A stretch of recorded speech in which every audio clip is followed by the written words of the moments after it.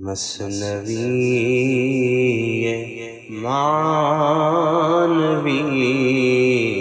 پیر روم،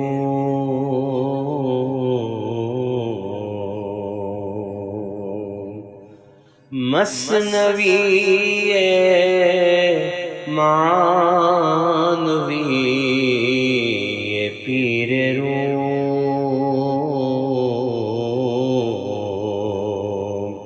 ہست گنج راز عرفان و علوم۔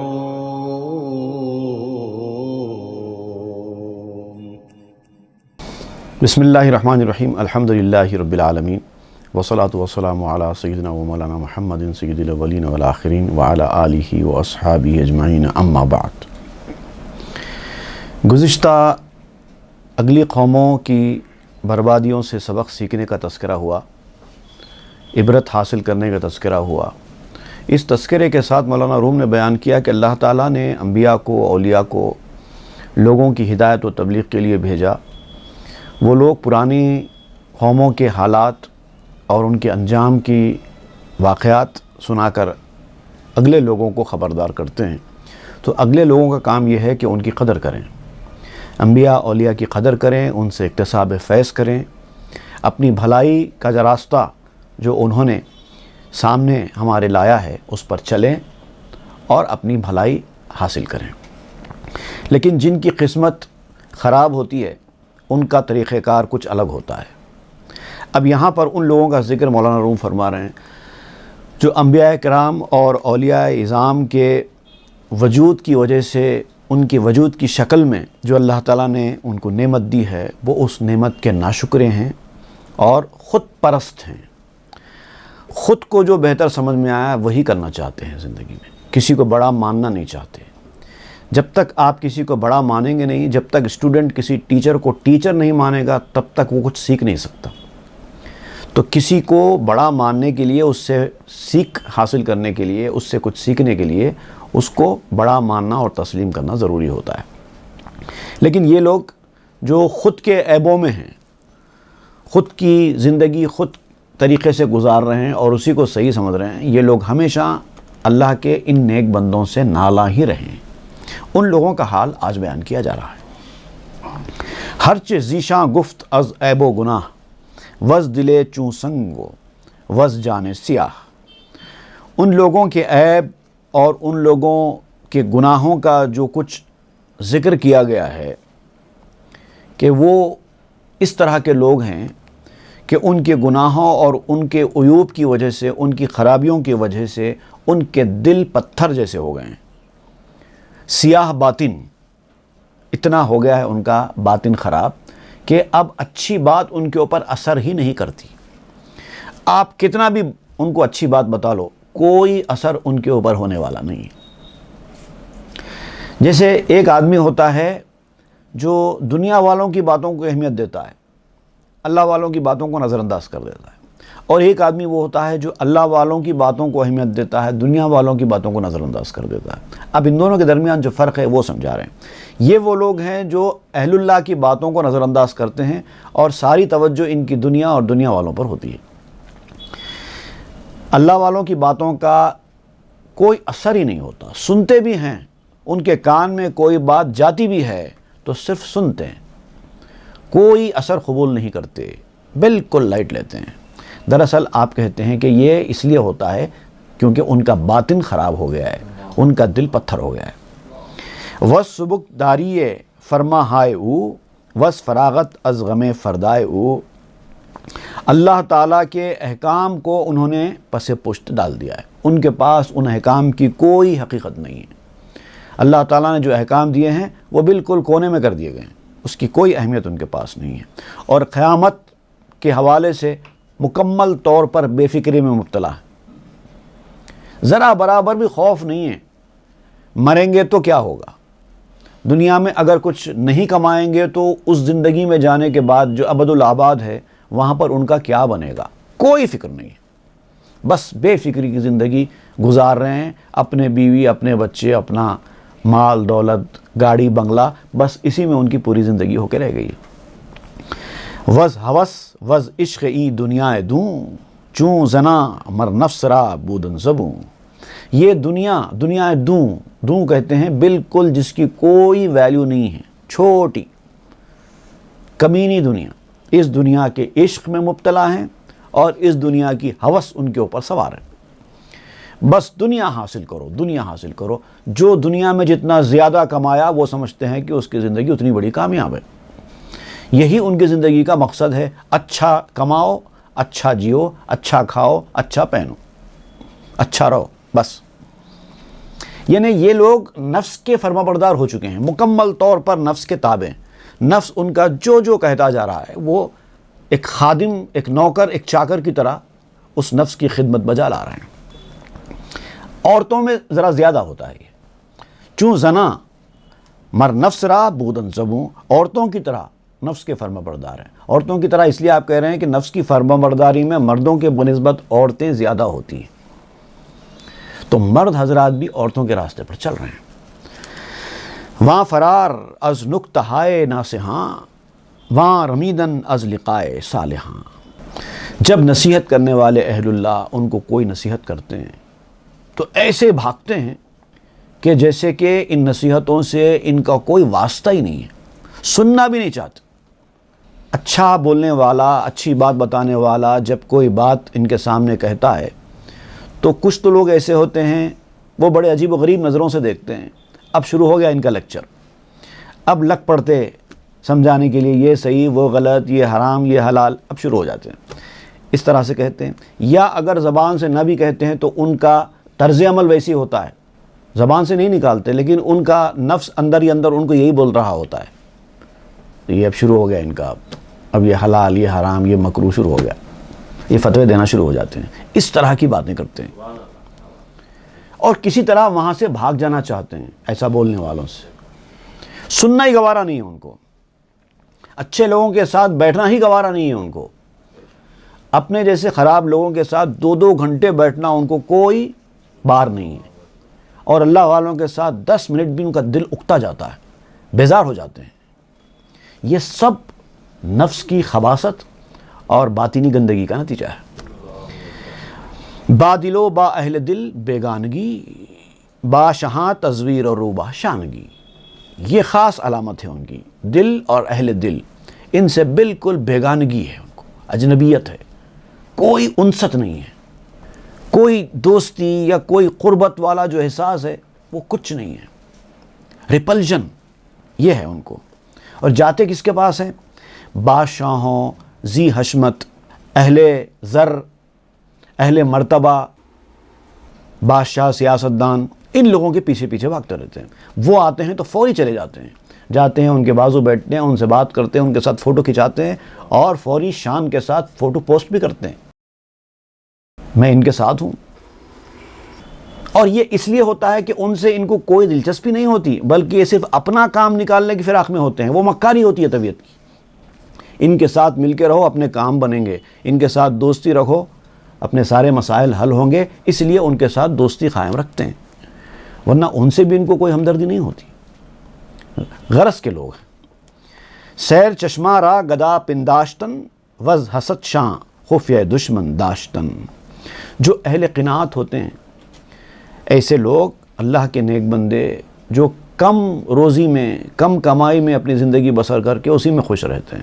اللہ نے جتنا دے دیا بس ہمارے پاس سب کچھ ہے، تو زیادہ کی حرص نہیں کرتے، زیادہ کا لالچ نہیں کرتے. جتنا مل گیا اس پہ خوش ہو جاتے ہیں. تو ایسے لوگوں کو یہ لوگ بھکاری سمجھتے ہیں. ہے کیا تمہارے پاس؟ ہمارے پاس دیکھو یہ ہے وہ ہے، تمہارے پاس کیا ہے؟ کچھ نہیں ہے تمہارے پاس. اور بڑی حقارت کی نظر سے دیکھتے ہیں. دراصل ایک حسد ہوتا ہے چھپا ہوا ان کا. ان سے یہ لوگ جو مرتبے حاصل کر رہے ہیں، جو مقامات حاصل کر رہے ہیں، یہ نہیں کر سکتے نا. وہ مرتبے حاصل کرنے کے لیے ان کو محنت کرنی پڑے گی، نفس کی مخالفت کرنی پڑے گی، مجاہدہ کرنا پڑے گا. وہ ان سے ہو نہیں سکتا. تو لہٰذا ایک چھپا ہوا حسد ان کے اندر ہوتا ہے. اس حسد کی وجہ سے ایسے اللہ کے نیک بندوں کو دشمن سمجھتے ہیں. ان کی واعظ و نصیحت کو اپنے لیے دشمنی سمجھتے ہیں. ان کو پسند ہی نہیں آتا ان کی واعظ و نصیحت. گر پذیرت خیر تو گوئی گداست ورنہ گوئی مکر و تزویر و دغاست۔ اگر وہ تیری دی ہوئی چیز کو قبول کر لے، اگر ان کو کوئی چیز آپ دیں، نذرانہ ہو یا کوئی بھی خیرات ہو، جو بھی ہو، آپ اگر ان کو دے اور وہ لے لیں تو آپ کہتے ہیں غریب ہیں اسی لیے انہوں نے لے لیا، ان کو ضرورت ہے اس لیے انہوں نے لے لیا، گدھا ہے، بھکاری ہے، کیا ہے، غریب آدمی، مسکین آدمی ہے۔ اور اگر وہ رد کر دیں آپ کی دی ہوئی چیز تو کہتے ہیں یہ سب دغا بازی ہے، کھیل ہے، یہ ایک بہت بڑی چال ہے، دی ہوئی چیز کا انکار کر دینا یہ بہت بڑا گیم ہے ان کا، اس طرح سے کہتے ہیں۔ گر درآمیزت تو گوئی طامع است ورنہ گوئی در تکبر مولی است۔ اگر وہ آپ کے ساتھ میل جول کے برتاؤ کرتے ہیں، تحمل و بردباری کا برتاؤ کرتے ہیں، آپ کو عزت دیتے ہیں، آپ کی بات سنتے ہیں، تو کہتے ہیں ان کو مجھ سے لالچ ہے، ان کو مجھ سے کوئی نہ کوئی غرض ہے، اس لیے میرے ساتھ عاجزی انکساری کا مظاہرہ کر رہے ہیں، دوستی دکھا رہے ہیں۔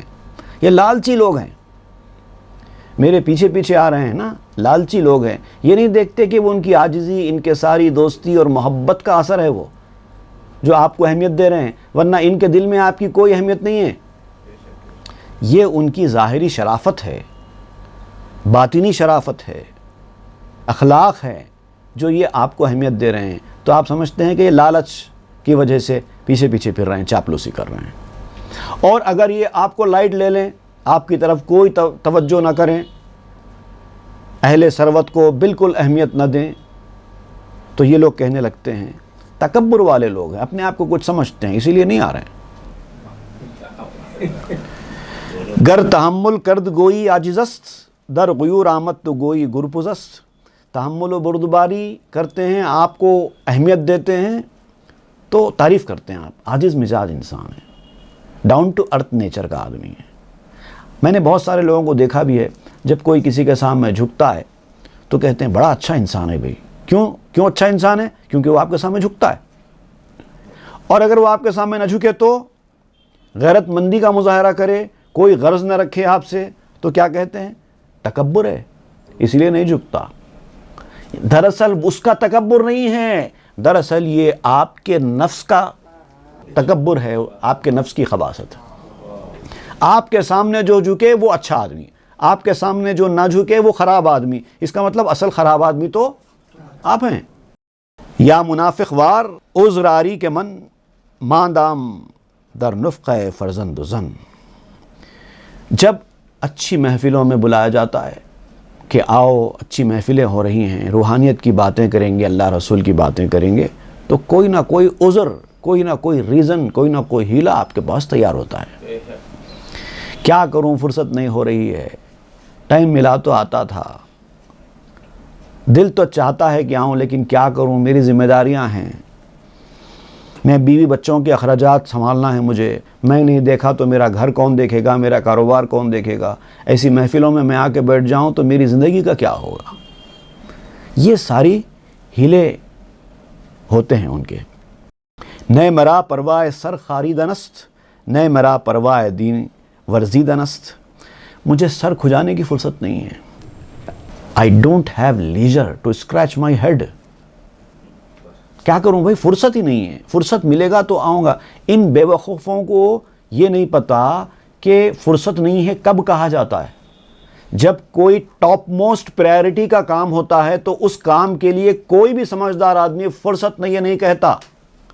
آپ نے پرائرٹی اس کی نیچے کر دی ہے، اسی لیے آپ فرصت نہیں ہے کہہ رہے ہیں۔ دنیا کے کاموں کو آپ نے دین کے کاموں کے اوپر لا لیا ہے، اسی لیے دین کے کام میں آپ کو فرصت نہیں ہے۔ ورنہ دین کے کام میں کو آپ نے اگر ٹاپ موسٹ پرائرٹی لسٹ میں رکھا ہے تو دین کے کام سے فرصت ملنے کے بعد دنیا کا کام کریں گے۔ تو یہ سارا کھیل پرائرٹی کا ہے۔ فرصت ملیں گے تو آپ روحانیت کا کام کریں گے، فرصت ملیں گے تو آپ دین کا کام کریں گے۔ دین کا کام اتنا بیکار کام ہو گیا۔ نئے میرا پرواہ دین ورزیدن است۔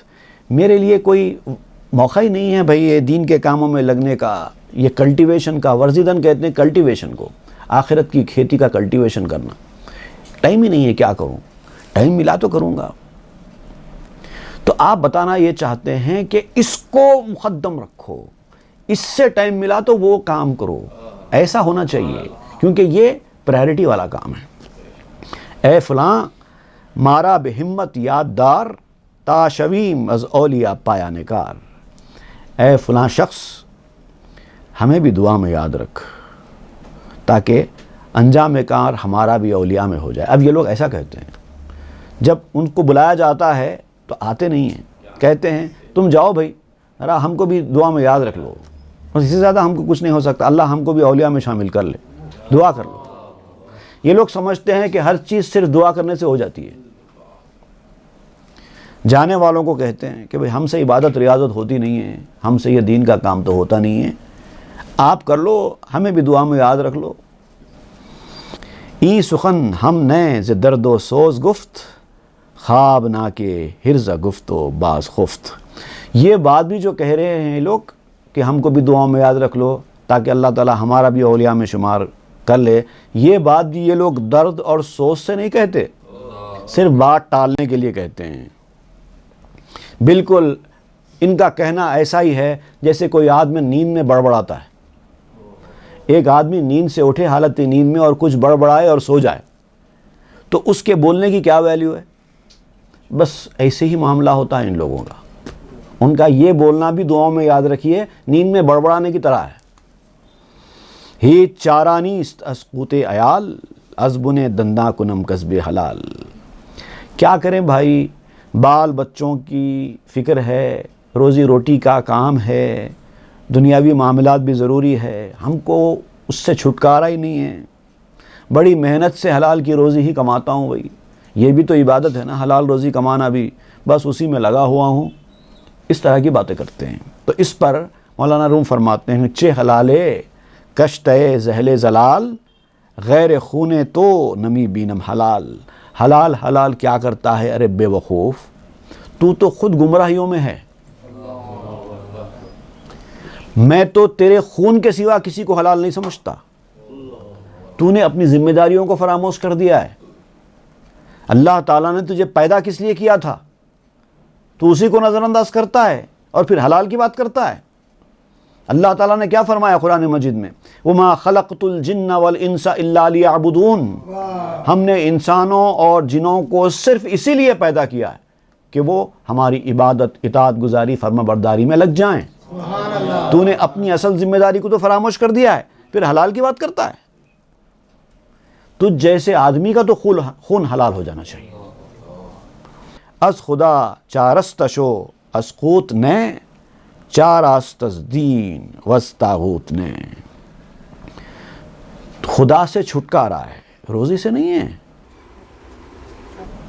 اگر تجھے چھٹکارا چاہیے تو روزی سے چھٹکارا حاصل کر، دیکھیں دم ہے تو خدا کی طرف رغبت کر اور روزی سے چھٹکارا لے لے۔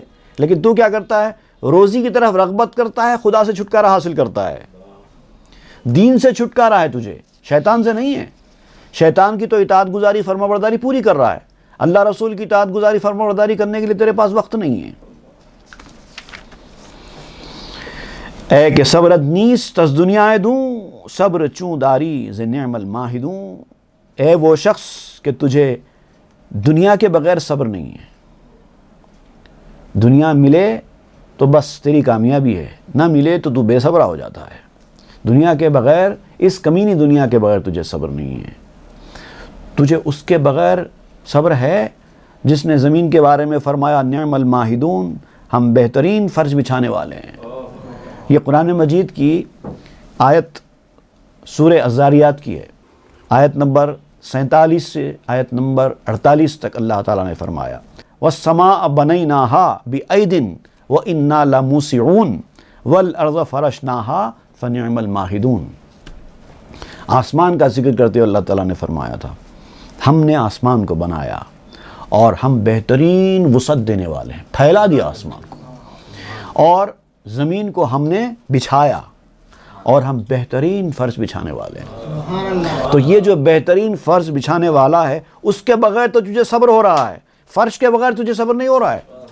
یہ عجیب بات ہوئی نا، فرش کے بغیر تجھے صبر نہیں ہے، زمین کے پیچھے بھاگ رہا ہے، ایک ایک انچ زمین حاصل کرنے کی کوشش کر رہا ہے، جائز ناجائز کچھ نہیں دیکھ رہا ہے، 5 گز کے لیے لڑائی لڑ رہا ہے، فرش کے پیچھے نا، فرش بچھانے والے کے پیچھے کیوں نہیں جاتا؟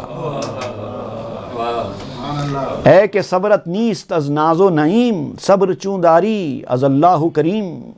اے وہ شخص جو عیش و عشرت میں پڑا ہوا ہے اور اس کے بغیر اس کو صبر نہیں ہے، 4 دن بھی بغیر آرام سے نہیں جی سکتا، آرام و سکون ہی چاہیے، 1 دن مشکل سے کٹے گا بغیر آرام سکون کے، اس کے پیچھے بھاگ رہا ہے، اور اللہ کریم کے بغیر تجھے صبر حاصل ہو گیا ہے۔ اے کہ صبرت نیست از پاک و پلید، صبر چون داری ازاں کت آفرید۔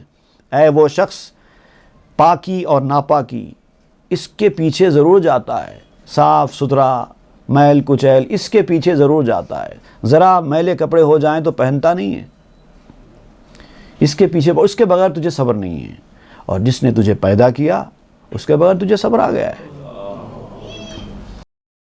اے کہ صبرت نیست از آب سیاہ، صبر چون داری تو از چشم الہ۔ اے وہ شخص کہ جو صاف و شفاف پانی کے بغیر صبر نہیں کر سکتا، ذرا پانی پینے کے لیے گندا مل جائے تو تیری ناک بھوں ٹیڑھے ہو جاتے ہیں، تیرے پیشانی پہ بل آ جاتے ہیں، گندا پانی پی نہیں سکتا، صاف پانی کے بغیر تجھے صبر نہیں ہو سکتا۔ اللہ تعالیٰ نے جو چشمے تیرے لیے پیدا کیے ہیں اس کے بغیر صبر کر لے گا؟ آخر کیسے صبر کرے گا ان چشموں کے بغیر، میٹھے چشموں کے بغیر؟ اے کہ صبرت نیست از فرزند و زن، صبر چون داری ز حی ظلمنن۔ بال بچوں کے بغیر تجھے صبر نہیں ہے، اور حی ظلمنن جو بال بچوں کا دینے والا ہے اس کے بغیر تجھے صبر ہے۔ بیوی بچوں کے پیچھے اپنی پوری عمر عزیز کو رائیگاں کرتا چلا جا رہا ہے، اور بیوی بچے جس نے تجھے دیے ہیں اس کو بلا بیٹھا ہے۔ اے کہ می گوئی خدا بخشت ترا، آن فریب غول میداں برترا۔ اے وہ شخص کہ تو کہتا ہے کہ اللہ تعالیٰ مجھے بخش دے گا، یہ کہتا ہے نا، اللہ کے بارے میں یہ امید رکھتا ہے کہ اللہ تعالیٰ تجھے بخش دے گا، تو تیری یہ امید یقین کی حد تک ہو گئی ہے، حالانکہ امید رکھنے کا حکم ہے، یقین رکھنے کے کوئی گنجائش نہیں ہے۔ اس طرح کا خیال جو تیرے ذہن میں آتا ہے، بے فکری پیدا کرنے والا، اللہ مجھے بخش دے گا، مجھے یہ سب کرنے کی ضرورت نہیں ہے، یہ اس کو چھلاوے کی آواز سمجھ، دھوکہ دینے والی آواز ہے۔ اس آواز سے باہر نکل کے آ، نکل جا اس سے، یہ تیرے لیے اچھا نہیں ہے۔ کو خلیل کو بروں آمد زغار، گفت ہاذا رب ہاں کو کردگار۔ یاد رکھ ابراہیم خلیل اللہ کو، جب وہ غار سے نکلے تھے تو خدا کو پہچاننے کی کوشش میں لگ پڑے تھے، خدا کہاں ہے، میرا خدا کہاں ہے، کیا یہ خدا ہے، کیا وہ خدا ہے، خدا کی تلاش میں نکل پڑے تھے، اور انہوں نے خود سے اپنی محنت سے خدا کی تلاش کی۔ تجھے تو خدا کا راستہ بتانے والے آئے اور پھر بھی تو بے فکر ہے، تلاش کرنا نہیں چاہتا۔ من نخواہم در دو عالم بن گریست، تا ندارم کی دو مجلس آنے کیست۔ ابراہیم علیہ السلام کا عزم یہ تھا کہ جب وہ غار سے باہر نکلے تو انہوں نے یہ فیصلہ کر لیا تھا کہ جب تک یہ زمین اور آسمان کی دونوں مجلسیں کس کی ہیں، کس نے بنائی ہیں، جب تک یہ معلوم نہ کر لوں، میں نہ اس مجلس کو دیکھوں گا نہ اس مجلس کو دیکھوں گا۔ یہ ان کا عزم تھا خدا کے راستے میں۔ بے تماشائے صفت ہائے خدا، گر خرم نہ در گلو گیرد مرا۔ اللہ تعالیٰ کی صفات کو دیکھے بغیر اگر میں روٹی بھی کھاؤں تو روٹی میرے گلے میں پھنس جائے، اس طرح کا پختہ ارادہ تھا ابراہیم علیہ السلام۔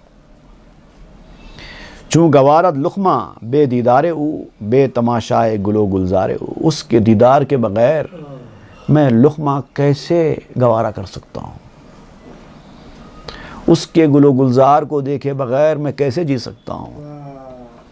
اس کی فراق میں نکل گئے۔ جز بر امید خدا زی آب خر، کہ خورد یک لقمہ الا گاو خر۔ اللہ تعالیٰ سے ملاقات کی امید کے ساتھ کھانا پینا یہ انسان کی صفت ہے۔ اگر اللہ سے ملاقات یا اللہ تک پہنچنا آپ کی زندگی کا مقصد نہیں ہے، اس کے بعد بھی آپ کھاتے پیتے ہیں، تو پھر آپ میں اور گاؤں میں یا آپ میں اور گدھے میں کوئی فرق نہیں ہے، کہ وہ بھی کھاتا پیتا ہے، گدھا بھی، گائے بھینس بھی کھاتے پیتے ہیں، آپ بھی کھا رہے پی رہے ہیں، جو کچھ گائے بھینس کر رہے ہیں آپ بھی وہی کر رہے ہیں۔ آنکھ کل انعام بدھ بل ہم ازل گرچہ پر مکرست آنکھ گندہ بغل۔ آپ نے فرمایا کہ اللہ تعالیٰ نے کافروں کے بارے میں جو فرمایا، اولئک کل انعام بل ہم ازل، یہ لوگ چوپایوں کی طرح ہے بلکہ ان سے زیادہ گمراہ ہے، کیونکہ ان چوپایوں کو تو بیچاروں کو عقل ہی نہیں دی گئی ہے، ان کے پاس وہ روح انسانی موجود ہی نہیں ہے۔ اگر وہ اس طرح کا کر رہے ہیں تو کوئی تعجب کی بات نہیں ہے، لیکن تم کو تو عقل ہے، تمہارے پاس تو روح انسانی ہے، اور پھر بھی تم ان کی طرح کی زندگی بسر کر رہے ہو، اس کا مطلب تم ان سے بھی زیادہ گمراہ ہو۔ چوپایوں کی طرح کھاتے ہو، اللہ کے راستے میں نہیں نکلتے ہو، تو پھر تم چوپایوں سے زیادہ بدتر ہیں۔ مکر او سر ریزو او سر زیر شد، روزگارش بردو روزش دیر شد۔ یہ جو فریب ہے یہ بہت ہی ذلیل قسم کا فریب ہے، جو ایسی باتیں ذہن میں آ کر دین سے آپ کو دور کرتی ہیں، اور ایسا فریب رکھنے والا ایک دن ذلیل ہو جاتا ہے۔ وقت تو گزرنے والا ہے، گزر جائے گا۔ ایسے جتنے لوگ گزرے سب کا وقت گزر گیا، سب کی عمر گزر گئی، اور وقت پورا ضائع ہو گیا، عمر برباد ہو گئی۔ وقت تو کسی کے لیے ٹھہرا نہیں ہے۔ اگر آپ اب بھی توجہ کر کے اللہ کے راستے پر نہیں آئے تو سمجھو وقت تو آپ کا بھی ایسے گزر جانے والا ہے۔ اپنے اعمال کا پاس کرتے رہو، ذمہ داری کا احساس کرتے رہو، سوچتے سوچتے وقت سر جائے گا، دیکھتے دیکھتے موت آ جائے گی۔ فکر کاہش کند شد اخلش خرف، عمر شد چیزیں ندارت چوں الف۔ گھاس کی فکر جیسے جانوروں کو ہوتی ہے، ان کی زندگی کا مقصد ہی وہی ہے، بس کدھر گھاس ہے ادھر چلے جاؤ اور کھاتے جاؤ کھاتے جاؤ کھاتے جاؤ۔ جتنا معدے میں پڑ سکتا ہے اتنا ڈال لو، اور معدہ اگر بھر جائے تو اس کو اندر سیو کر لو تاکہ بعد میں جگالی کر سکیں۔ انسانوں بھی وہی طرز عمل ہے، جتنا کھا سکتے ہیں کھا رہے ہیں، باقی جمع کر رہے ہیں۔ تو اس طرح سے انسان کی فکر سست پڑ جاتی ہے، عقل کمزور ہو جاتی ہے، اور پھر ہوتے ہوتے عمر ختم ہو جاتی ہے، اور اس انسان کی مثال الف کی طرح ہو جاتی ہے، جو کوئی اس کی حقیقت نہیں ہے۔ الف جو ہوتا نا، الف کا ذکر آپ اس لیے یہاں پر کر رہے ہیں، الف کئی قسم کا ہوتا ہے۔ بنیادی طور پر الف دو قسم کا ہے، ایک تو حمزے کے ساتھ والا، ایک بغیر حمزے کے۔ الف بھی حمزہ ایک ہوتا ہے اور الف بدونی حمزہ ایک ہوتا ہے۔ تو الف جو حمزے کے ساتھ ہے اس کی بھی 17 قسمیں ہیں۔ الف القطع، الف الاصل، الف الوصل، الف الادات، الف الاستفہام، الف التقریر، الف الجمع، الف التعائی، الف التفضل، الف الاشارہ للحاضر، الف التفخیم، الف المجہولہ، الف الایجاب، الف الکافیہ، الف العجزی والضرورہ، الف التخییر، الف الالف بھی ہوتا ہے، مختلف قسمیں ہیں۔ جیسے الف الوصل ہے، اس کو الف موصولہ کہتے ہیں، الف الاصل ہے، اس کو الف ممدودہ کہتے ہیں۔ جیسے ایک الف ہوتا ہے آن، آن میں بین حمیم آن جو آیا ہے، تو یہ الف جو ہے آن والا یہ اپنے آپ میں حرکت رکھتا ہے۔ ایک الف الاستفہام جس کا میں نے ابھی ذکر کیا، اغوا غریب عن وطنی ہی، کیا وہ اپنے وطن سے دور جا چکا ہے، مسافر بن چکا ہے؟ تو یہ کیا وہ کا جو سینس ہے یہ یہ الف الاستفہام ہے۔ تو اس طرح سے مختلف قسمیں الف کی ہوتی ہیں، اور ہر الف پہ حرکت ہوتی ہے، اور وہ ایک معنی رکھتا ہے، اور اس کو حمزہ کہتے ہیں۔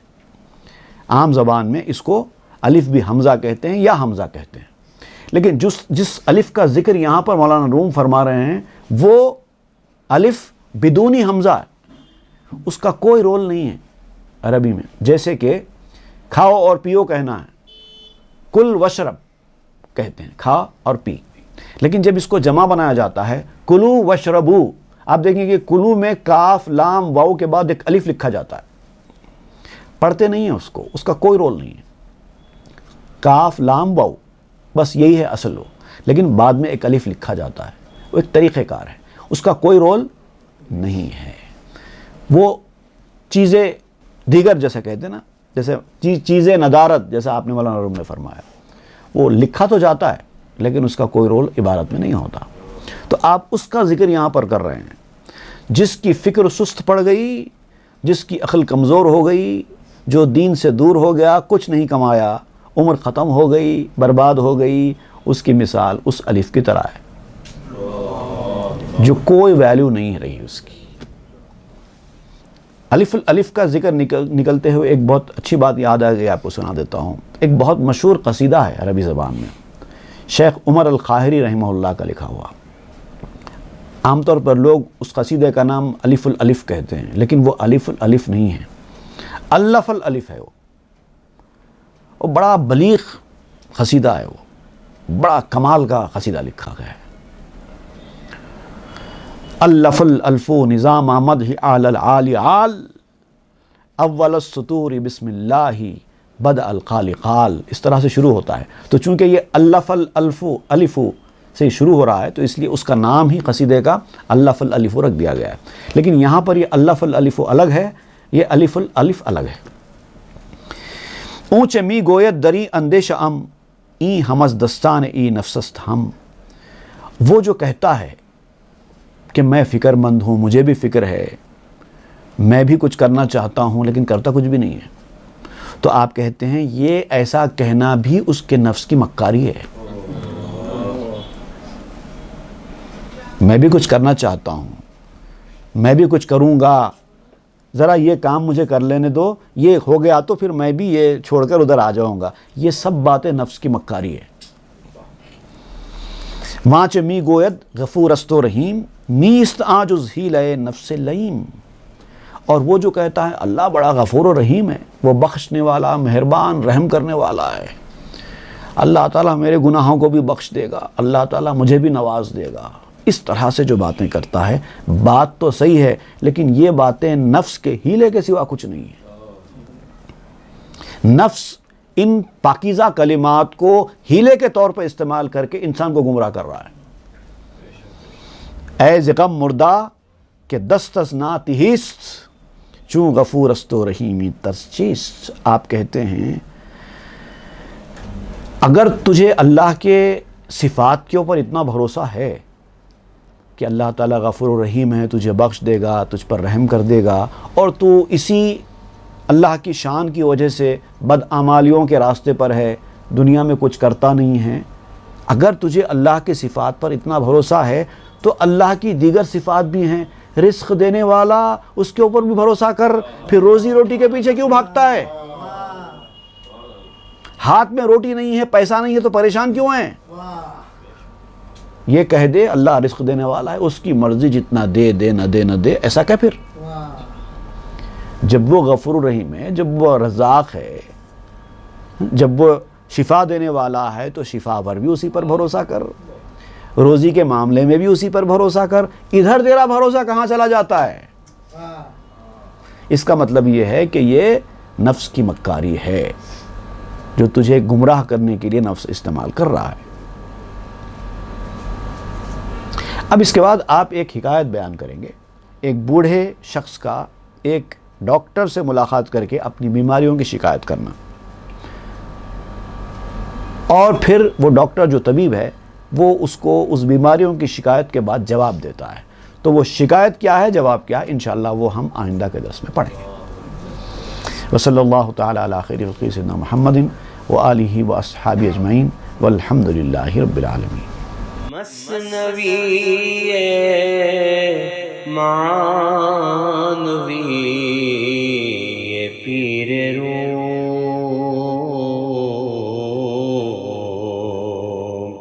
ہست گنج راز عرفان